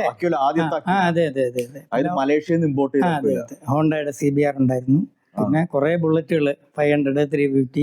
അതെ, ഓരോ നമ്പർ മാറുമ്പോഴും അതെ അതെ. ഈ ഐഫോൺ 14 മാറി 15 എന്ന് പറയുമ്പോൾ പിന്നെ ഒരു പാഷനായിട്ട് മാറി അങ്ങനെ ഈ ബൈക്ക് കളക്ഷനും. പിന്നെ ബൈക്കറാണ്. അതെ, ട്രാവൽ ചെയ്യും ഒരുപാട്. അതായത് ചെന്നൈയിലേക്കും ഹൈദരാബാദിലേക്കും ബൈക്ക് എടുത്തു പോകും. ട്രാവലിംഗ് ഒരു എൻ്റെ ഒരു പാഷനാണത്. പിന്നെ ഒരു സ്ഥലത്ത് നമ്മൾ പറയാനുണ്ട്, ഓറുവില്ലേ, അവിടേക്കും ബൈക്ക് എടുത്തു. ഇനി നമ്മൾ തിരിച്ച് കഥയിലേക്ക് വരാം. അപ്പോൾ അന്ന് 500 രൂപ കിട്ടി. അപ്പോൾ അന്ന് എന്നോട് അയാൾ പറഞ്ഞു, ഈ സെക്യൂര എന്ന് പറഞ്ഞ ആൾ പറഞ്ഞു, നിങ്ങൾക്ക് കുറച്ച് കഴിവൊക്കെ ഉണ്ട്, പക്ഷേ ഈ ഇൻഡസ്ട്രിയിൽ നിൽക്കണമെന്നുണ്ടെങ്കിൽ നിങ്ങൾക്ക് എക്യുപ്മെൻറ്റ് വേണം, അത് വേണം, ഇത് വേണം, സോ ഇറ്റ്സ് ക്വൈറ്റ് ഡിഫിക്കൽട്ട് എന്നൊക്കെ പറഞ്ഞ് വിട്ടുപുള്ളി. അത് കഴിഞ്ഞ് അപ്പം ഞാൻ എന്ത് ചെയ്യുന്നത്, പഴയ സൺഗണ്ണ് 2 വാങ്ങിച്ചു. 1000 രൂപ ഉള്ള സമയം അത്. എന്നിട്ട് അതിൻ്റെ മുകളിൽ ഒരു തുണി വിരിച്ചിട്ട് കഴിഞ്ഞാൽ അത് സോഫ്റ്റ് ആയിട്ട് കിട്ടും. ലൈറ്റ് എക്സ്പെരിമെൻ്റ് ആണ് ഇതൊക്കെ. നമുക്ക് സോഫ്റ്റ് ബോക്സ് ആക്കുന്നത്. അന്ന് ബാക്കി ഉള്ളവരുടെ സാധനമൊന്നും നമ്മുടെ ഇല്ല. അന്ന് എലിൻക്രോം ഒക്കെയാണ് രാജാവ്. അതെ അതെ, എലിൻക്രോം ബ്രൗൺ കളറൊക്കെ ഉണ്ടായിരുന്നു. അപ്പോൾ അതുള്ള ഫോട്ടോഗ്രാഫേഴ്സ് അവിടെ ഉണ്ടായിരുന്നു. അപ്പം നമുക്ക് അവരോട്ട് അങ്ങനെ കോമ്പറ്റ് ചെയ്യാനൊന്നും പറ്റില്ല. ഞാൻ പറഞ്ഞു, നേരത്തെ പറഞ്ഞ പോലെ ഇതും സർവൈവലിൻ്റെ ഒരു പാർട്ടാണ്, ഇതൊക്കെ ചെയ്തേ പറ്റുള്ളൂ. അങ്ങനെ ഇരിക്കുമ്പോൾ ഒരു ദിവസം തന്നെ രാവിലെ ഈ രാധാകൃഷ്ണൻ വിളിച്ചിട്ട്, ഇത് ഓബ്രി വിളിക്കുന്നു, ഒന്ന് ഓഫീസ് വരെ വരണമെന്ന് പറഞ്ഞു. അങ്ങനെ ചെന്ന് കഴിഞ്ഞപ്പോൾ എന്നോടൊരു ഫോട്ടോ കാണിച്ചു. ഒരു ടയർ ഇങ്ങനെ നമ്മളൊരു മണ്ണൊക്കെ കിടക്കുന്ന സ്ഥലത്തൂടെ പോയി പെട്ടെന്ന് ബ്രേക്ക് അടിച്ചു കഴിഞ്ഞാൽ ഒരു എഫക്റ്റ് ഉണ്ടോ, ഈ മണ്ണൊക്കെ ഇങ്ങനെ തെറിച്ച് കല്ലുമൊക്കെ തെറിച്ച് ഇങ്ങനെ നിൽക്കുന്ന ഒരു ടയറിൻ്റെ ഫോട്ടോ ലോ ആംഗിളിൽ ഒരു സ്കെച്ച് ഇട്ട് വെച്ചിട്ടുണ്ട്. ഒരു ആർട്ട് ഡയറക്ടർ എന്നോട് ചോദിച്ചു, ഇങ്ങനെ ഒരു ഫോട്ടോ എടുക്കാൻ പറ്റുമെന്ന് ചോദിച്ചു. അപ്പോൾ ഞാൻ പറഞ്ഞു, ട്രൈ ചെയ്ത് നോക്കാം. അയാൾ പറഞ്ഞു, ഫോട്ടോ നന്നായാൽ പൈസ തരാം, അല്ലെങ്കിൽ ജസ്റ്റ് ഫൊഗെറ്റ് എന്ന് പറഞ്ഞു. ഞാൻ ഈ ടയറും കക്ഷത്തി വെച്ച് വണ്ടിയുടെ പുറകെ വെച്ച് കെട്ടി. അന്ന് സ്കൂട്ടറുണ്ട് എനിക്കപ്പോൾ. സ്കൂട്ടർ ഒരു എന്തോ ഒരു സാധനം, ഒരു മോപ്പഡ് എന്തോ ഉണ്ട്, വീട്ടിൽ കൊണ്ടുപോയി. അപ്പോൾ ബാക്ക്ഗ്രൗണ്ടിൽ ഇങ്ങനെ ഈ ഇതൊക്കെ ഇങ്ങനെ പറന്നൊക്കെ നിൽക്കണം. ഇരുന്ന് ആലോചിച്ച് നോക്കുമ്പോൾ 5 എക്സ്പോഷർ വേണം ഒരൊറ്റ നെഗറ്റീവിൽ. ഇരുട്ടത്തെ എടുക്കാൻ പറ്റുള്ളൂ. പോർഷനായിട്ട് ഷൂട്ട് ചെയ്യാൻ ഫ്ലാഷ് വേണം. ഫ്ലാഷിൻ്റെ സാധാരണ 2 നമ്മുടെ ചെറിയ ഫ്ലാഷ് ഉണ്ട്. അപ്പോൾ ഞാൻ ആദ്യം ഒരു സ്കെച്ചൊക്കെ ഇട്ട് ആദ്യം ഇവിടെ എക്സ്പോസ് ചെയ്യാം, ആദ്യം ഈ പോർഷൻ എക്സ്പോസ് ചെയ്യാം എന്നൊക്കെ പറഞ്ഞാൽ പ്ലാൻ ചെയ്ത് ടയറും ഒക്കെ വെച്ച് താഴെ ക്യാമറ വെച്ച് ഈ തെറിക്കുന്ന ഇതുണ്ടല്ലോ, ഈ കല്ലുകൾ, അത് ഞാൻ പേപ്പർ മെഷ് കൊണ്ടുണ്ടാക്കി. എന്നിട്ട് അതിൽ സ്പ്രേ ചെയ്ത് പെയിന്റ് അടിച്ച് പുറകെ കൂടെ കമ്പി കയറ്റി അതൊക്കെ ഇങ്ങനെ ഇതിൽ നിർത്തി ഷൂട്ട് ചെയ്യുന്നതിന് തൊട്ട് മുമ്പ് ഇത് വെറും എക്സ്പെരിമെൻ്റ് ആണ്. എൻ്റെ 2 പിള്ളേർ കൂട്ടുകാരുണ്ട്, അവരൊക്കെ കൂടെ വന്നിട്ട് ഞാൻ പറഞ്ഞ് ക്ലിക്ക് ചെയ്യുന്നതിന് മുമ്പ് കല്ലിൽ ഇങ്ങനെ ഒന്ന് ടച്ച് ചെയ്യാൻ കമ്പി അല്ലെങ്കിൽ ലൈറ്റായിട്ടാണ്. ഫോട്ടോയിൽ വന്നു കഴിഞ്ഞപ്പോൾ ഇതിങ്ങനെ തെറിച്ച് നിൽക്കുന്ന ഫീലാണ്. പിറ്റേ ദിവസം രാവിലെ ഒരു 10/8 പ്രിൻ്റൊക്കെ അടിച്ച് ഞാൻ നേരെ മേശപ്പുറത്ത് കൊണ്ട് വെച്ചു. ഓബ്രി ഇതിങ്ങനെ നോക്കിയിട്ട് തന്നെ ഇങ്ങനെ നോക്കി. എന്നിട്ട് രാധാകൃഷ്ണനെ വിളിച്ചു, ലുക്കറ്റിസ് എന്ന് പറഞ്ഞു. ഇത് നല്ല വർക്ക്. ഞാൻ തന്നെ പറഞ്ഞില്ല, എനിക്ക് ഇത്രയും പെർഫെക്റ്റ് ആയിട്ട് അത് കിട്ടും എന്ന് എനിക്ക് വിശ്വാസമില്ലായിരുന്നു. ആ ഫോട്ടോ ഒരാഴ്ച കഴിഞ്ഞപ്പം ഹിന്ദു പേപ്പറിൻ്റെ ബാക്കിൽ കളറിൽ ഫുൾ പേജിൽ MRF നൈലോഗ്രിപ്പിൻ്റെ പരസ്യം, നൈലോഗ്രിപ്പിൻ്റെ പരസ്യമാണ്. ഭയങ്കര ഡൈനാമിക് ആയിട്ട്. അന്ന് ഈ ഫോട്ടോഗ്രാഫിയിൽ ഇങ്ങനത്തെ ഫോട്ടോഷോപ്പും കാര്യങ്ങളും ഒന്നുമില്ല. എന്താണോ എടുക്കുന്നത് അത് വരും, അത് പ്രിന്റ് ചെയ്യുക, അത്രേ ഉള്ളൂ. ഇന്നത്തെ പ്രേക്ഷകരോട് പറയാനുള്ള കാര്യം എന്ന് വെച്ചാൽ, ഇത് ഫോട്ടോഷോപ്പ് അല്ലെങ്കിൽ അനിമേഷൻ ഇതൊന്നും ഇല്ലാത്ത കാലഘട്ടത്തിലുള്ള ട്രിക്കുകളെ കുറിച്ചിട്ടാണ് അദ്ദേഹം പറയുന്നത്. ഈ ഒരൊറ്റ ഫോട്ടോ എടുക്കാൻ ഞാൻ 2 ദിവസം എടുത്തു. കാരണം ഒരു ഏരിയ ഫോക്കസ് ഷൂട്ട് ചെയ്ത് കഴിയുമ്പം ക്യാമറ ഓഫ് ചെയ്ത് വെക്കും. പിന്നെ 4 വയ്ക്ക് ഇവിടെ എന്ത് ചെയ്യണം എന്ന് പറഞ്ഞുകൊണ്ട് ഒറ്റ ക്ലിക്ക്. എക്സ്പോഷർ ആയിരുന്നു അത്? അല്ലല്ല, 6 എക്സ്പോഷർ. 120യുടെ ഒരു നെഗറ്റീവില് 6 എക്സ്പോഷർ. അത് ഒന്നും കൂടി പ്രേക്ഷകർക്ക് മനസ്സിലാവാൻ വേണ്ടി സിമ്പിൾ ആയിട്ടൊന്ന് പറയാൻ പറ്റും എങ്ങനെയാണ്. അതായത് ഈ നെഗറ്റീവിന്റെ ഉള്ള ഏരിയ നമ്മൾ ക്യാമറയുടെ മുമ്പിൽ പേപ്പറുകൾ കട്ട് ചെയ്ത്, ബ്ലാക്ക് പേപ്പർ കട്ട് ചെയ്ത് വെച്ച് മാസ്ക് ചെയ്യും. എന്നിട്ട് ക്യാമറ കൂടെ നോക്കി കഴിഞ്ഞാൽ നമുക്ക് അത് ഔട്ട് ഓഫ് ഫോക്കസിൽ കാണാൻ പറ്റും. അപ്പൊ ഏത് ഏരിയയാണ് എക്സ്പോസ് ആകുന്നത് നമുക്ക് അറിയാൻ പറ്റും. ആ പോർഷൻ ആദ്യം എക്സ്പോസ് ചെയ്യും, എന്നിട്ട് അടുത്ത എക്സ്പോഷർ ചെയ്യുമ്പോൾ ഇവിടെ മറക്കും. അപ്പൊ നമ്മൾ ആ ഷേപ്പിൽ കട്ട് ചെയ്ത് വെച്ചിട്ടുണ്ട് പേപ്പറുകളൊക്കെ. സെയിം നെഗറ്റീവ്, ഒരു 120 നെഗറ്റീവില് 6 എക്സ്പോഷർ എടുത്തു. ബാക്ക്ഗ്രൗണ്ടിൽ ഇങ്ങനെ ഒരു ഫ്ലാഷ് ലൈറ്റ് പോലെ ഒക്കെ ഉണ്ട്. അതേപോലെ തന്നെ ഞാൻ ഫ്ലാഷ് ലൈറ്റ് ചെറിയ ടോർച്ച് ഉണ്ടല്ലോ, ക്യാമറ ഓൺ ചെയ്തിട്ട് ഇങ്ങനെ അടിച്ച് ഇത് പോയാലൊന്നും പോകാനില്ല, കിട്ടിയ വലിയൊരു സംഭവമാണ്. ആ ധൈര്യത്തിൽ ചെയ്ത് ആ പുള്ളി എനിക്ക് ഷെയ്ക്കാൻ്റൊക്കെ തന്നു. അപ്പോൾ അതിനും പൈസ തന്നു. പക്ഷെ അന്ന് ഇത് കഴിഞ്ഞ ഉടനെ പുള്ളിയുടെ ഈ നോട്ട് ചെയ്യുന്ന സ്ലിപ്പ് പാഡ് ഉണ്ടെന്ന്, എന്തെങ്കിലുമൊക്കെ നോട്ട് ചെയ്ത് വെക്കാം, എന്തെങ്കിലും വലിച്ചു കഴിഞ്ഞാൽ മുകളിൽ ഗമ്മൊക്കെ ഉണ്ടല്ലോ, അതിൽ ഒരു പേപ്പർ ഇങ്ങനെ എടുത്തിട്ട് മേശപ്പുറത്ത് ഇങ്ങനെ ഒട്ടിച്ച് വെച്ചു. എന്നിട്ട് എന്നോട് പറഞ്ഞു write your salary and join tomorrow എന്ന് പറഞ്ഞു. അപ്പൊ ഞാനും കയ്യേറാം. MRF അവരുടെ ഒഫീഷ്യൽ ഫോട്ടോഗ്രാഫറായിട്ട് ജോയിൻ ചെയ്തോളം പറഞ്ഞു. ഞാനിങ്ങനെ ഇരുന്ന് ആലോചിച്ചിങ്ങനെ കുറച്ച് നേരം. ഞാൻ എന്നിട്ട് അന്ന് പൈസയ്ക്ക് ഭയങ്കര ബുദ്ധിമുട്ടുള്ള സമയമാണ്, അതായത് എന്ത് കിട്ടിയാലും ഓക്കെ ആണിട്ട്. ഞാൻ പക്ഷെ അതിനകത്ത് സോറി എന്ന് എഴുതി. എന്തുകൊണ്ട് അറിയില്ല, എനിക്ക് എഴുതണം തോന്നി. കാരണം എന്താണെന്നറിയോ, ഞാൻ അവിടെ നിന്ന് ജോയിൻ ചെയ്തിരുന്നെങ്കിൽ ഇന്നും ഞാൻ ചിലപ്പോൾ MRF ഒരു സീനിയർ ഫോട്ടോഗ്രാഫറായിട്ട് ഒരു 10,000-75,000 രൂപ ശമ്പളം അല്ലെങ്കിൽ 1,00,000 ശമ്പളം വാങ്ങിച്ച് അവിടെ ഇരുന്നേനെ. നമ്മുടെ കംഫർട്ട് സോൺ അതായി. അത് വിട്ടു.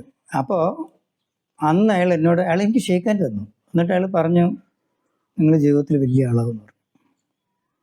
എന്നിട്ട് ഞാൻ അവിടെ നിന്ന് പോകുമ്പം പോയി കഴിഞ്ഞാൽ പടി ഇറങ്ങി ഇങ്ങനെ പോകുമ്പം ഈ രാധാകൃഷ്ണൻ പുറകെ ഓടി വന്നു. കഴിയുമ്പോൾ ഒരു മിനിറ്റ് എന്നിട്ട്, അതെ ഈ അഡ്വർടൈസിങ് ഏജൻസിയാണ്, ഭയങ്കര പോഷായിട്ടുള്ള ഓഫീസാണ്, നിങ്ങളൊരു പ്രൊഫഷണൽ ഫോട്ടോഗ്രാഫറാണ്, കുറച്ചുകൂടെയൊക്കെ നീറ്റായിട്ട് ഡ്രസ്സ് ചെയ്യണം, നല്ലൊരു ചെരുപ്പിടണം എന്ന് ഓബ്രി ഇയാളോട് പറഞ്ഞ് എന്നോട് പറയിച്ചു. അന്ന് ഞാൻ ഇടുന്നുണ്ടല്ലോ ഈ തേഞ്ഞു പോയ മറ്റേ ഹവായി ചപ്പലാണ് അന്ന്. കാരണം ലക്ഷറിയാണ്, അതായത് ഒരു ഈ ദാരിദ്ര്യത്തിലും ഈ ലക്ഷറി ഇല്ലാത്ത സമയത്താണ് ആ ജോലി വേണ്ടെന്ന് വെച്ചത്. പക്ഷെ അത് ഞാൻ പറഞ്ഞില്ല, അത് എനിക്ക് ആ മോമെന്റിൽ തോന്നിയ ഒരു എന്തോ എനിക്ക് തോന്നി നമ്മുടെ ഡെസ്റ്റിനി വേറെയാണ്. ഡെസ്റ്റിനിയാണ്, അതും ഡെസ്റ്റിനിയാണ്, അതായത് നമ്മൾ തീരുമാനിക്കുന്നതിനേക്കാളും കൂടുതൽ. പിന്നീട് ഞാൻ അവിടെ ഒരു 3-4-5 വർഷം അവരുടെ ഒരു ഒഫീഷ്യൽ ഫോട്ടോഗ്രാഫർ, എന്ത് വർക്കുണ്ടെങ്കിലും MRF വർക്കാണെങ്കിൽ നൈലോ ഗ്രിപ്പിൻ്റെ എല്ലാ പരസ്യങ്ങളുടെ ഫോട്ടോസും ഞാൻ മാത്രം ആ സമയത്ത് ഞാൻ കുറച്ച് പോപ്പുലർ ആകാൻ തുടങ്ങി. ആൾക്കാർ MRF വർക്ക് ചെയ്ത ക്യാമറമാൻ എന്ന് പറഞ്ഞു കഴിഞ്ഞാൽ വേറെ ഒരാളും വിളിക്കും. അവിടെ നിന്നുള്ള ഒരു പണ്ടത്തെ പോലെ പ്ലാസ്റ്റിക് പൗച്ചിനുള്ളിൽ ഇല്ല, ഒന്നും വേണ്ട ആവശ്യമില്ല. ഞാനൊരു ഇതിനിടയ്ക്ക് വേറെ സംഭവം, ഞാൻ 1.5 വർഷം കഴിഞ്ഞിട്ട് ഈ ബൈക്ക് ഞാൻ തിരിച്ചു വാങ്ങിച്ചു. ഞാൻ കൊടുത്ത ബൈക്ക് ജാവ. അന്ന് അതേ എമൗണ്ട് തന്നെ കൊടുത്തില്ല. എൻ്റെ ഫ്രണ്ടാണ്, മെക്കാനിക്കാണ്, പുള്ളി പറഞ്ഞെടുത്തൊന്നും പറഞ്ഞ് തിരിച്ചു തന്നു. പിന്നെ അതിലായി കറക്കം. അതിനുശേഷം പിന്നീട് ഒരു ഡോൾഫിൻ കാർ, പിന്നെ ഇങ്ങനെ അവിടെ നിന്ന് അങ്ങോട്ട് നല്ല ഗ്രോത്ത് ആയിരുന്നു. അതിനകത്ത് എനിക്കൊരു ഞാൻ തന്നെ അറിയാതെ ഇൻഡസ്ട്രിയൽ ഫോട്ടോഗ്രാഫിയും പ്രോഡക്റ്റ് ഫോട്ടോഗ്രാഫിയും ചെയ്തുകൊണ്ടിരുന്നെങ്കിലും ഇടയ്ക്ക് ഫാഷൻ ഫോട്ടോഗ്രാഫി വരും, അത് ചെയ്യാൻ തുടങ്ങി. അതിൽ പെട്ടെന്ന് ക്ലിക്കായി.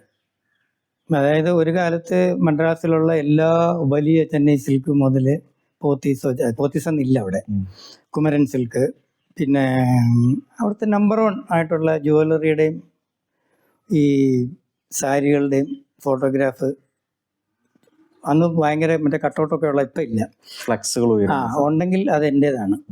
അത് തീർച്ചയായും അന്ന് ചെന്നൈയിലുള്ള ഉയർന്നിട്ടുള്ള പ്രധാനപ്പെട്ട അന്ന് 100 ഫീറ്റ് 100 ഫീറ്റ് 20 ഫീറ്റ് അങ്ങനെയാണ് ഇതിന്റെ സൈസ് ചെയ്യുന്നത്. അപ്പോൾ അന്നെന്താ പറയുക, നമ്മളിങ്ങനെ നമ്മുടെ കാറിൽ ഇങ്ങനെ ട്രാവൽ ചെയ്തുകൊണ്ടിരിക്കുമ്പം ചുറ്റും നമ്മളെടുത്ത ചിത്രങ്ങളാണ്. എവിടെ നോക്കി കഴിഞ്ഞ് കഴിഞ്ഞാൽ ആ പനകൾ പാർക്ക് ഏരിയയിലൊക്കെ നോക്കി കഴിഞ്ഞാൽ കറങ്ങി കഴിഞ്ഞാൽ ഒരു 4-5 ബാനർ നമ്മളെടുത്തത് കാണും. അപ്പോൾ ആ ലെവലിലോട്ട് നമ്മളൊക്കെ അക്കാലത്ത് വന്നിട്ട് അവിടെ ഹോട്ടലിൽ താമസിച്ച് കൈമളിച്ചിട്ട് ഡേറ്റിന് വേണ്ടി വെയിറ്റ് ചെയ്തിട്ടാണ് ഷൂട്ട് ചെയ്തത്. അത് ക്ലയൻസും ഇപ്പം ഒരു ഫോട്ടോ എടുക്കുക ആദ്യം നമ്മളായിരിക്കും വിളിക്കുന്നത്, നമ്മുടെ ഡേറ്റ് നോക്കിയിട്ടായിരിക്കും ബാക്കി കാര്യങ്ങൾ ഫിക്സ് ചെയ്യുന്നത്. അപ്പോൾ അന്നത്തെ കാലം ഞാൻ മാത്രമല്ല, എന്നെപ്പോലെ ഒരു 3-4 പേരുണ്ടായിരുന്നു അവിടെ. ഞാനല്ലെങ്കിൽ ഇന്നാളല്ലെങ്കിൽ ഇന്നാൾ, അങ്ങനെ ഒരു 3-4 പേരെ ഉണ്ടായിരുന്നുള്ളൂ ആ ലെവലിൽ എടുക്കാൻ വേണ്ടി. അന്ന് പറഞ്ഞാൽ ഹാസൽബ്ലാഡ് ക്യാമറ, സിനാർ, ഇപ്പം ആ ക്യാമറ ഇല്ല, ബിഗ് ഫോർമാറ്റ് ക്യാമറ, ആ ഇതിലോട്ട് മാറി. സ്പെഷ്യലൈസ്ഡ് ആയിട്ടുള്ള വർക്കുകൾ വേണമെങ്കിൽ ഇന്നൊരാളുടെ അടുത്ത് പോകണം എന്നുള്ള ഒരു സംഭവം വന്നു. മാത്രമല്ല വലിയൊരു ഫ്ലോർ ഉണ്ടായിരുന്നു. അന്ന് വേറൊരു സംഭവം എന്ന് വെച്ച് കഴിഞ്ഞാൽ, അന്ന് ഈ മോഡൽസിന് മദ്രാസിലും സൗത്ത് ഇന്ത്യയിൽ ഏത് മോഡലിനും ഒരു മോഡലായിട്ട് വരണമെങ്കിൽ ആദ്യം പോർട്ട്ഫോളിയോ ചെയ്ത് ഒരു പ്രൊഫൈൽ ഉണ്ടാക്കണം, ഒരു പോർട്ട്ഫോളിയോ ചെയ്ത് ആൽബം ഉണ്ടാക്കി ആ ഫോട്ടോഗ്രാഫ്സ് പലർക്കും അയച്ചു കൊടുത്തിട്ടാണ് അന്ന് റോൾ വാങ്ങിക്കുന്നത്. അത് ഞാൻ കുറേ അധികം ചെയ്യാൻ തുടങ്ങി. അന്ന് എനിക്ക് ഓർമ്മയുണ്ട്, കൈമൾജിയുടെ അടുത്ത് വന്നിട്ട് പോർട്ട്ഫോളിയോ ചെയ്ത് കഴിഞ്ഞാൽ അത് വലിയ ഭാഗ്യമായിട്ട് കരുതുന്ന ഒരുപാട് പേര് ബോംബെ എനിക്ക് ഉണ്ട്. ഇപ്പൊ ഒരുപാട് പോർട്ട്ഫോളിയോ എടുത്ത ചില ആൾക്കാരുടെ പേര് ഞാൻ കൈമൾജി പറഞ്ഞു അറിയാമല്ലോ. കാരണം ഞാന് പല സമയത്തും ഇദ്ദേഹത്തിന്റെ സ്റ്റുഡിയോയിൽ ഉണ്ടാവാറുണ്ട്. ഞാനൊരു ആഡ് ഫിലിം മേക്കറാണ്, അദ്ദേഹം ക്യാമറമാനാണ്. ഞങ്ങൾ തമ്മിൽ തന്നെ 200-ൽ കൂടുതൽ പരസ്യചിത്രങ്ങൾ ചെയ്തിട്ടുണ്ട്. അപ്പൊ ആ പരസ്യചിത്രങ്ങളിൽ വന്നിട്ടുള്ള പല പ്രമുഖ ആർട്ടിസ്റ്റുകളും ഇദ്ദേഹത്തിന്റെ സ്റ്റുഡിയോയിൽ പോർട്ട്ഫോളിയോ എടുക്കുകയും ആ പോർട്ട്ഫോളിയോ കണ്ടിട്ട് ഞാൻ കാസ്റ്റ് ചെയ്യുകയും അങ്ങനെ നമ്മുടെ പരസ്യങ്ങളിൽ വന്നിട്ടുള്ള ചില ആൾക്കാരൊക്കെയാണ് എനിക്ക് തോന്നുന്നു സമന്ത, തൃഷ, പിന്നെ നമ്മുടെ മീനാക്ഷി ശേഷാദ്രി. ഒന്ന് പറയാം. ഒരു മീനാക്ഷി ശേഷാദ്രി എന്ന് പറഞ്ഞു കഴിഞ്ഞാല് അന്ന് ഞാൻ പ്രിയാമണി അവരൊക്കെ ജീവിതത്തിൽ വളരെ നമ്മൾ ഒരു സിനിമാ നടി അല്ലെന്നുണ്ടെങ്കിൽ അതിനേക്കാളൊക്കെ ഉപരിയായിട്ട് ഫ്രണ്ട്ഷിപ്പ് ഉണ്ടായിരുന്ന ഒരു ഗ്രൂപ്പായിരുന്നു. കാരണം നദിയ മൊയ്തു അതിൽ ഭയങ്കര നമുക്ക് ലൈഫിൽ ഒരുപാട് റെസ്പെക്റ്റ് ഉള്ള ഒരു ലേഡിയാണ്. കാരണം അത്രയ്ക്ക് പ്രൊഫഷണലാണ്. അപ്പൊ അങ്ങനെ അവരൊക്കെ ഫോട്ടോ എടുക്കുന്നുണ്ടെങ്കിൽ നമ്മൾ വിളിച്ചിട്ട് ഫോട്ടോ ആൾക്കാരുടെ പേരുകളൊന്ന് കൈവിളിച്ച് പറയുകയാണെങ്കിൽ കുറച്ചുകൂടി ഞാൻ തള്ളിന്ന് പറയാം. അല്ലല്ല ഈ പറഞ്ഞവരൊക്കെ തന്നെയാണ്. അതല്ല ഇവരെല്ലാവരും ഉണ്ട്. ഇപ്പം സമന്തയുടെ കാര്യം പറഞ്ഞില്ല. സമന്തയൊക്കെ അവിടെ ശരിക്കും ഇപ്പോൾ ഒരു ഫോട്ടോ എടുക്കാൻ വന്ന ഒരു മോഡലിന്റെ കൂടെ വന്നൊരു കുട്ടിയാണ്. അന്നൊരു ക്യൂരിയോസിറ്റിക്ക് 2-3 ഫോട്ടോ എടുത്തു. അതൊരാളെ കാണിച്ചപ്പോൾ ഒരു വർക്ക് കിട്ടി. എനിക്ക് തോന്നുന്നു ആ വർക്ക് നമ്മൾ ശരിയാണെങ്കിൽ നമ്മൾ ചെയ്ത നാഗാർജുനയുടെ പരസ്യമായിരുന്നു സംശയം. അങ്ങനെ ഒരു ചെറിയ അതായത് പാവപ്പെട്ട ഒരു കുട്ടിയാണ്, ഒരുപാട് കഷ്ടപ്പെടുന്ന ഒരു കുട്ടിയായിരുന്നു. അപ്പോൾ എന്തെങ്കിലും പൈസ കിട്ടട്ടെ എന്നും പറഞ്ഞുകൊണ്ട് ചെറിയ പരസ്യങ്ങളൊക്കെ ചെയ്ത് അപ്പോൾ എടുത്ത എല്ലാവരും അങ്ങനെ ആയിരുന്നു ചോദിക്കാം. അങ്ങനെ ഒരിക്കലും നമുക്ക് പറ്റില്ല, അത് അവരുടെ ഡെസ്റ്റിനിയാണ്. പിന്നീട് നമ്മൾ കാണുന്നത് നമുക്ക് പോലും റീച്ച് ചെയ്യാൻ പറ്റാത്ത ഒരു ലെവലിൽ അവരെത്തിപ്പെട്ടു എന്നുള്ളതാണ്. അപ്പോൾ അന്ന് ഞാൻ പറഞ്ഞില്ല, അതൊരു നോമായിട്ട് എനിക്ക് തോന്നുന്നു കൈമൾജിയോട് ഒരു റെസ്പെക്റ്റും സംഭവങ്ങളൊക്കെ ഉണ്ട്. പലപ്പോഴും നമ്മൾ കാണുമ്പോഴും ഇതൊക്കെ അതുണ്ടാവും. പിന്നെ ഇതുണ്ടല്ലോ, ഈ എൻ്റെ അടുത്ത് വന്ന് പോർട്ട്ഫോളിയോ ചെയ്യുക എന്നുള്ളത് ഒരു നോമായിട്ട് മാറി. അതായത് ബോംബെന്ന് പോലും ഒരുപാട് മോഡൽസ് പലരും വരാണ് ചെയ്തിരുന്നത്. എന്നിട്ട് ബോംബെയിൽ ഇഷ്ടംപോലെ ഫോട്ടോഗ്രാഫേഴ്സ് ഉണ്ട്, രത്നാരി പോലെയുള്ള. അതെ. അപ്പോൾ ഇതിനകത്ത് ഒരു ഞാൻ പറഞ്ഞില്ലേ ലെഗ് ഫാക്ടർ എന്നും പറഞ്ഞുകൊണ്ട് ഒരു ഫാക്ടർ അതിനകത്ത് വർക്ക് ചെയ്തു. അതിനോട് എനിക്ക് താല്പര്യം ഇല്ലെങ്കിൽ പോലും എൻ്റെ അടുത്ത് എൻ്റെ കഴിവ് കണ്ടിട്ട് ആരെങ്കിലും ഫോട്ടോ എടുക്കുമ്പോൾ എനിക്ക് സന്തോഷമല്ല. ഞാൻ എടുത്താൽ ഭാഗ്യം ഉണ്ടാകുന്ന പറഞ്ഞെടുത്ത് എനിക്ക് അതിനകത്തൊരു ക്രെഡിബിലിറ്റി ഇല്ല. അപ്പം അതിനോട് ഞാൻ യോജിക്കുന്നില്ല. അവർക്ക് കഴിവുള്ളത് കൊണ്ട് അവർ ശ്രീകാന്ത് എന്നും പറഞ്ഞൊരു നടനില്ലേ തമിഴിലെ, ആ പയ്യൻ റോജാക്കൂട്ടം എന്ന് പറഞ്ഞൊരു പടമാണ് അദ്ദേഹത്തിൻ്റെ ആദ്യത്തെ സിനിമ. ആ പടത്തിന് സെലക്ട് ചെയ്യുന്ന ഈ പയ്യൻ ഒരു ദിവസം എൻ്റെ അടുത്ത് വരികയാണ്, സാർ എനിക്ക് പോർട്ട്ഫോളിയോ ചെയ്യണം. അപ്പം നല്ല സ്മാർട്ടായിട്ടുള്ളൊരു പയ്യൻ. അപ്പോൾ മണിയാണ് ഒരു ഡേറ്റൊക്കെ നോക്കുന്നത്. അടുത്ത ഞായറാഴ്ച നോക്കാൻ പറഞ്ഞ് ഡേറ്റ് ഫിക്സ് ചെയ്യുന്നു, പോർട്ട്ഫോളിയോ എടുക്കുന്നു. അന്ന് കൊച്ചു പയ്യനാണ്, മീശ പോലും അത്ര വന്നിട്ടില്ല. ആ ഫോട്ടോ എടുത്ത് അവിടെ വെച്ച് പിറ്റേ ദിവസം രാവിലെ, അന്ന് നെഗറ്റീവാണല്ലോ, നെഗറ്റീവ് പ്രിൻ്റ് അടിച്ച് മേശപ്പുറത്ത് വെച്ചിട്ടുണ്ട്. അന്ന് ഉച്ചയ്ക്ക് ഈ റോജാക്കൂട്ടം പടം എടുത്ത പ്രൊഡ്യൂസറിൻ്റെ അവിടെ നിന്നൊരു കോൾ വരികയാണ്. ഏതായാലും പയ്യന്മാർ കാരണം എൻ്റെ അടുത്ത് ഒരുപാട് പേരെന്ന് പറയും. ഞാൻ പറഞ്ഞതുപോലെ പയ്യൻ വന്നിട്ടുണ്ടായിരുന്നു, നിങ്ങൾ വേണേ ഒന്ന് കണ്ടോന്ന് പറഞ്ഞു. അവർ വന്ന് ഫോട്ടോ ഉണ്ട്, പയ്യൻ കൊള്ളാമല്ലോ. അപ്പോൾ ഞാൻ പറഞ്ഞു ഇപ്പം പയ്യൻ വരും, പ്രിൻ്റ് എടുക്കാൻ വരും. കുറച്ച് കഴിയുമ്പോൾ അവൻ വന്നു, കണക്ട് ചെയ്ത് കൊടുത്തു. പിറ്റേ ദിവസം രാവിലെ സൈൻ ചെയ്യാണ് ഹീറോ ആയിട്ട്. അപ്പോൾ ആൾക്കാർ അത് ഭയങ്കര ഒരു ലക്ക് ഫാക്ടറായിട്ട് കാണും. അതിൽ സത്യം ഉണ്ടോ ഇല്ലയോ എന്നുള്ളത് എനിക്കറിയില്ല. പക്ഷെ പിന്നീട് എനിക്ക് അവിടെ തന്നെ സ്റ്റേ ചെയ്യായിരുന്നു. ഞാൻ ഒരു സമയത്ത് ഞാൻ പറഞ്ഞില്ല, ഒരു മാസമൊക്കെ വെയിറ്റ് ചെയ്താലേ ഒരു ഡേറ്റ് കിട്ടുള്ളൂ. കാരണം ഞങ്ങൾ ഞായറാഴ്ചകളെ എടുക്കുകയുള്ളൂ. മേക്കപ്പ് മാൻ ഫ്രീ ആയിരിക്കണം, ഹെയർ സ്റ്റൈലിസ്റ്റ് ഫ്രീ ആയിരിക്കണം, കോസ്റ്റ്യൂമർ ഫ്രീ ആയിരിക്കണം. അപ്പോൾ ഞായറാഴ്ചകൾ നമ്മൾ ഈ പോർട്ട്ഫോളിയോ ചെയ്യാൻ വേണ്ടി വെക്കും. ഒരുപാട് തിരക്കുണ്ട്, ശനിയാഴ്ച വെക്കും. കുറേ കാലം കഴിഞ്ഞ് കഴിഞ്ഞപ്പോൾ ഇതെനിക്ക് ഭയങ്കരമായിട്ട് ബോറടിക്കാൻ തുടങ്ങി. കാരണം നല്ല സൗന്ദര്യമുള്ള ഒരു പെണ്ണ്, സൗത്ത് ഇന്ത്യയിലെ ഏറ്റവും നല്ല makeup man Babu, Rachel hair stylist, പിന്നെ ദക്ഷ പോലത്തെ ഏതെങ്കിലും ഒരു ടോപ്പ് ഓഫ് ദി ലൈൻ കോസ്റ്റ്യൂമറൊക്കെ വന്നു കഴിഞ്ഞ് ഓൾറെഡി വളരെ മനോഹരമായിട്ടിരിക്കുന്ന ഒരു സാധനത്തിന് ഒരു ഫോട്ടോ എടുത്ത് കുറച്ചുകൂടെ ഭംഗി കൂട്ടുന്നുള്ളത് കഴിഞ്ഞിട്ട് അതിനപ്പുറത്തൊന്നും ഇല്ല അതിനകത്ത് ചെയ്യാൻ. ഇതൊരു ഇമ്പോസിഷൻ വർക്ക് പോലെയായി. പക്ഷെ അങ്ങനെയല്ല, കൈമൾജിയുടെ പോർട്ട്ഫോളിയോകളിലേക്ക് നമുക്ക് എന്തോ എവിടെയോ ഈ ഒരു ഫോട്ടോ എടുത്ത് കാണിച്ചു തന്നു കഴിഞ്ഞാൽ അന്നാ പിന്നെ ഇവര് മതി എന്ന് പറയുന്ന. അതെ. പിന്നീട് ആൾക്കാർ പറയായിരുന്നു, ഞാൻ പോർട്ട്ഫോളിയോ എടുത്തിട്ടുണ്ടെങ്കിൽ ആളെ നേരിട്ട് കണ്ടേ സെലക്ട് ചെയ്യാവൂ. ഞാനും പറഞ്ഞിട്ടുണ്ട്. കാരണം ലൊക്കേഷനിൽ വന്നിട്ട് തിരുവനന്തപുരത്തേക്ക് വന്ന് ഞാൻ ഞെട്ടിപ്പോയ കേസുണ്ട്. നമ്മൾ പോവാറ്. കാരണം ആ പിന്നീട് ഫോട്ടോഗ്രാഫിയുടെ ക്വാളിറ്റി കൊണ്ട് അന്ന് ഈ പറഞ്ഞ പോലെ ഫോട്ടോ റീടച്ചിങ് ഒന്നുമില്ല, എടുത്ത നെഗറ്റീവ് അങ്ങനെ തന്നെ പ്രിന്റ് അടിച്ച് കൊടുക്കുകയാണ്. അതിനകത്ത് എന്തുമാത്രം ഗ്ലാമറൈസേഷൻ നടത്തണോ അത് നമ്മൾ ലൈറ്റിങ്ങിൽ തന്നെ ചെയ്യണം. നമ്മൾ പറഞ്ഞു വന്നത് കൈമൾജി, നമ്മൾ ഈ പോർട്ട്ഫോളിയോയുടെ ഒരു കാലഘട്ടം, അതായത് മോഡലാവാൻ അതെ അല്ലെങ്കിൽ മോഡൽ ആക്ടിങ് കരിയർ ആസ്പയർ ചെയ്യുന്ന ഒരുപാട് ആൾക്കാർ അതെ അതെ അന്ന് കൈമൾജിയുടെ സ്റ്റുഡിയോയുടെ ചുറ്റുവട്ടത്തുണ്ട്. അതിങ്ങനെ കറങ്ങി നടക്കും, ഒരു ഡേറ്റ് കിട്ടുമോ, ഫോട്ടോ എടുക്കാൻ പറ്റുമോ. ഞാൻ അവിടെ വരുമ്പോൾ സത്യം പറഞ്ഞാൽ എനിക്ക് അസൂയ തോന്നിയിട്ടുണ്ട്. ഒരുപാട് സുന്ദരികളും സുന്ദരന്മാരും ആ സ്റ്റുഡിയോയിൽ ചുറ്റുവട്ടത്ത് എപ്പോഴും ഉണ്ടായിരുന്നു. സ്റ്റൈലിൽ ഇങ്ങനെ. അതെ അതെ, തോക്കിന് പകരം ക്യാമറ ഉള്ളൂ. അതെ. ഒരു ദിവസം 2 പോർട്ട്ഫോളിയോ 3 പോർട്ട്ഫോളിയോ എടുത്ത സമയത്ത് എനിക്ക് ഓർമ്മയുണ്ട്. ഉച്ചവരെ ഒന്ന്, ഉച്ചയ്ക്ക് ശേഷം വൈകിട്ട് പിന്നെ ഒരു കോൾ ഷീറ്റ് ബാബു റാച്ചലൊക്കെ മേക്കപ്പ് ചെയ്തിരുന്നു, ആ സമയത്ത് ചെയ്തിരുന്നു. അപ്പൊ അതാണ്, അപ്പൊ അതൊരു അതിൽ നിന്ന് ഒരുപാട് പേര് പിന്നീട് വലിയ വലിയ പൊസിഷനിലേക്ക് വന്നിട്ടുണ്ട്. നമ്മളിപ്പോ ഇന്ന് സിനിമ ഇൻഡസ്ട്രിയുടെ ടോപ്പ് ഓഫ് ദ ലൈനിൽ നിൽക്കുന്ന പല ആർട്ടിസ്റ്റുകളും അന്ന് അങ്ങനെ വന്നെടുത്തിട്ടുള്ളവരാണ്. എല്ലാവർക്കും ഒരു തുടക്കം ഉണ്ടല്ലോ. അതെ അതെ. അപ്പം അങ്ങനെ ഒരു തുടക്കം ആയിട്ട് ഞാൻ അതിനെ കാണുന്നുള്ളൂ. ഇപ്പോൾ ചിലർ പറഞ്ഞില്ല, അതിനകത്തൊരു ലക്ക് ഫാക്ടർ കണ്ട കുറേ ആൾക്കാരുണ്ട്. ആ ലക്ക് ഫാക്ടറിൻ്റെ പേരിൽ എൻ്റെ അടുത്ത് ഫോട്ടോ എടുക്കാൻ വന്നുള്ള ആൾക്കാരുണ്ട്. പക്ഷെ എനിക്ക് അതിനകത്ത് അതൊരു വലിയൊരു ക്വാളിഫിക്കേഷനായിട്ടൊന്നും എനിക്ക് തോന്നിയില്ല. നമ്മളുടെ വർക്ക് കണ്ടിട്ട് വരിക എന്നുള്ള. എനിവേ അറ്റ് ദറ്റ് ടൈം നമ്മൾ ഈ ഫോട്ടോ എടുക്കുക എന്നുള്ള, ഇപ്പോൾ ഏതെങ്കിലും ഒരു മോഡൽ കോർഡിനേറ്റ് അടുത്ത് ഒരു മോഡൽ എനിക്ക് മോഡലാകണമെന്ന് പറഞ്ഞ് ചെന്ന് കഴിഞ്ഞാൽ അതിപ്പം ബിജുവോ രുക്മിണിയോ താര ഉമേഷ് ആരും ആയിക്കോട്ടെ, കോണ്ടാക്ട് താര ഉമേഷ് നേരെ പറയും ഇന്നടുത്ത് പോയിട്ട് പോർട്ട്ഫോളിയോ എടുത്തിട്ട് വന്ന് പറയും. അതെൻ്റെ ഒരു കംഫർട്ട് സോൺ ആയിരുന്നത്. പക്ഷെ കുറച്ച് കഴിഞ്ഞപ്പോൾ ഞാൻ പറഞ്ഞില്ല, എനിക്കതിങ്ങനെ ഒരുതരം ഇതിനെ അടുത്ത ലെവലിലോട്ട് പോകാൻ പറ്റാത്തൊരു സ്റ്റേജിൽ ഇങ്ങനെ സ്റ്റക്കായി. അപ്പോൾ അടുത്ത ലെവൽ എന്ന് പറയുന്നത് ഇനി സിനിമാറ്റോഗ്രാഫിയാണ്. അന്ന് ഈ ഫിലിമിലാണ് ഷൂട്ട്. അത് വേറെ ഒരു ഫീൽഡാണ് ഓൾ ടുഗെദർ. ഫോട്ടോഗ്രാഫി എന്നുള്ള ഫീൽഡിൽ വരുന്നുണ്ടെങ്കിലും ഒരു ഹാർട്ട് പേഷ്യൻറ്റിനെയും ഒരു മുട്ടിൻ്റെ ഇത് നോക്കുന്ന ഡോക്ടറെ അത് രണ്ടാണ്. അപ്പം അന്ന് എനിക്ക് ഈ പരസ്യങ്ങളുമായിട്ടുള്ള ആകെ കണക്ഷൻ എന്ന് പറയുന്നത്, ചില പരസ്യങ്ങൾ എടുക്കുന്ന സമയത്ത് അതിൻ്റെ സ്റ്റിൽ എടുക്കാൻ വേണ്ടി നമ്മളെ ഇങ്ങനെ വിളിക്കും. അന്ന് നേരത്തെ പറഞ്ഞു വന്നപ്പോൾ ഞാൻ ഒരു കാര്യം കൂടി പറയാം. അതായത് പല സ്റ്റിൽ ഫോട്ടോഗ്രാഫേഴ്സും സിനിമോട്ടോഗ്രാഫിയിലേക്ക് കടക്കാൻ ശ്രമിച്ച് പരാജയപ്പെട്ട് വീണവരുണ്ട്. പലരും. അതൊരു റിസ്കി ബിസിനസ്. അതായത് അതാണ് ഞാൻ പറഞ്ഞത്, നമ്മളുടെ ഈ കംഫോർട്ട് സോൺ ബ്രേക്ക് ചെയ്യാന്ന് പറയുന്നത് അത്ര ഈസി അല്ല. നമ്മൾ സക്സസ് ആയില്ലെങ്കിൽ പലരും നമ്മളെ കുറ്റപ്പെടുത്തും. ആ മനുഷ്യൻ വളരെ നന്നായിട്ട് ചെയ്തുകൊണ്ട് അഹങ്കാരമല്ലേ, ഒരു സമയം ചെന്നൈ മുഴുവൻ അയാളുടെ ഫ്ലക്സ് ആയിരുന്നു എന്നിട്ട് എന്തുണ്ട് എന്ന് ചോദിക്കും. പക്ഷേ നമുക്കത് അവിടെ നിൽക്കാൻ നിന്നിട്ട് ഇങ്ങനെ കംഫർട്ടബിൾ ആയിട്ട് ഇങ്ങനെ ജീവിച്ചു പോകാന്നുള്ളതിനപ്പുറത്ത് എന്തെങ്കിലുമൊക്കെ ചെയ്യണം. ഈ ഞാൻ നേരത്തെ ആദ്യം പറഞ്ഞൊരു ഫാക്ടർ ഉണ്ട്, ക്യൂരിയോസിറ്റി ഫാക്ടർ. അപ്പോൾ അന്നത്തെ top of the line ad film makers PC Sriram, പുള്ളിയുടെ ബ്രദർ ജയേന്ദ്ര, അങ്ങനെയൊക്കെയുള്ള കുറേ ആൾക്കാരുണ്ടായിരുന്നു. അപ്പോൾ അവരുടെയൊക്കെ പരസ്യങ്ങൾ എടുക്കാൻ പോകുന്ന സമയത്ത് നമ്മൾ സ്റ്റില്ലെടുക്കാൻ പോകും. ഷോട്ട് എടുത്തു കഴിഞ്ഞാൽ അവർ സ്റ്റില്ലെടുത്തെന്ന് പറയുന്നത് നമ്മൾ പോയിട്ട് അതിനകത്ത് പ്രത്യേകിച്ച് ക്രിയേറ്റിവിറ്റി ഒന്നുമില്ല. അവർ ചെയ്തിരിക്കുന്ന ലൈറ്റിൽ നമ്മൾ എടുത്തു പോകും. അങ്ങനെയാണ്. അങ്ങനെ എടുക്കുന്ന കൂട്ടത്തിൽ ഒരു പ്രോജക്റ്റ്, ഞാൻ ഇതുപോലെ സ്റ്റില്ലെടുക്കാൻ വേണ്ടി ഒരു പ്രോജക്റ്റിന് പോയിരിക്കുകയാണ്.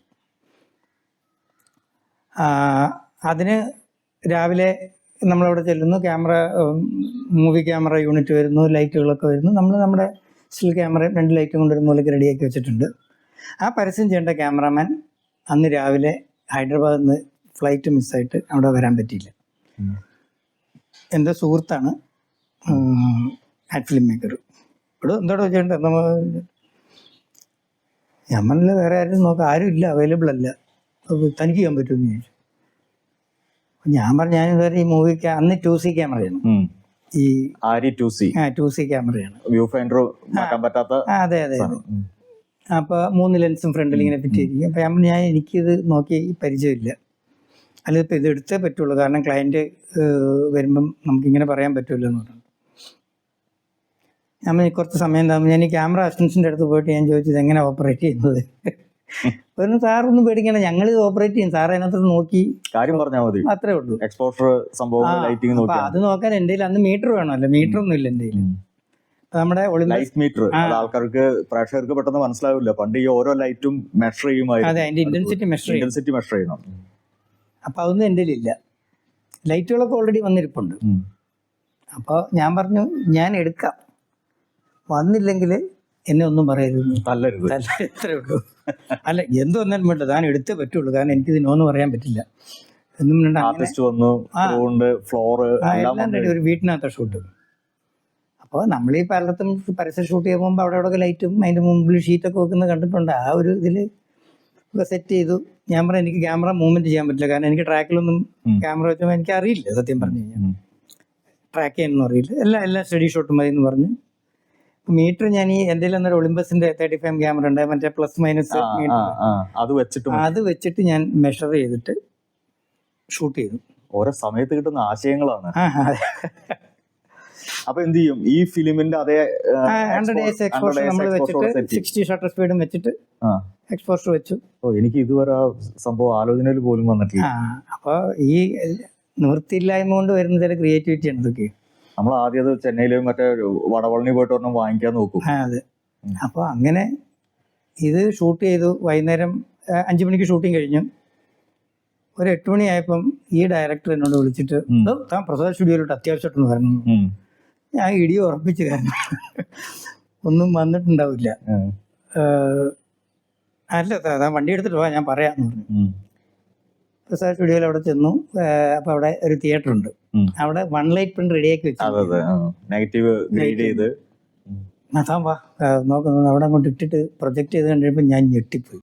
5 മണിക്ക് പാക്കപ്പ് ആയപ്പം, പാക്കപ്പ് എന്ന് പറഞ്ഞു കഴിഞ്ഞപ്പം SPV ഇങ്ങനെ വിളിച്ചിട്ട് നിഷ്കായം വെൽക്കം ഹിയർ എന്ന് പറഞ്ഞു ഇങ്ങനെ ഒന്ന് തോളത്ത് വിളിച്ചിട്ട് I have A small present for you sit down എന്ന് പറഞ്ഞിട്ട് ഞങ്ങൾ ആ പടിയിൽ ഇങ്ങനെ ഒരു കുളത്തിൻ്റെ പടിയിൽ ഞാൻ ഷൂട്ട് ചെയ്തുകൊണ്ടിരുന്നു. അടുത്തിരുന്നിട്ട് അദ്ദേഹം ആ പാട്ട് പാടി.